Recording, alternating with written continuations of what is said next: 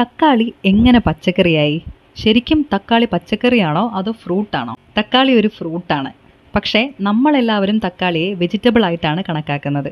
നമ്മളെന്നല്ല, ലോകത്തിലെ എല്ലായിടത്തും തക്കാളി വെജിറ്റബിൾ ആണ്. ശരിക്കും ഫ്രൂട്ടായ തക്കാളി വെജിറ്റബിൾ ആയത് അമേരിക്കയിലെ ഒരു നിയമം കൊണ്ടാണെന്ന് പറഞ്ഞാൽ നിങ്ങൾ വിശ്വസിക്കുമോ?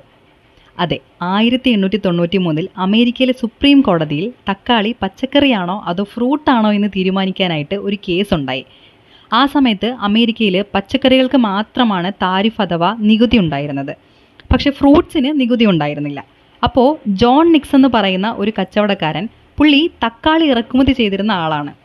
ആള് കോടതിയിൽ കേസ് കൊടുത്തു, തക്കാളി ഒരു ഫ്രൂട്ടാണെന്നും അതിനെ നികുതിയിൽ നിന്ന് ഒഴിവാക്കണമെന്നും.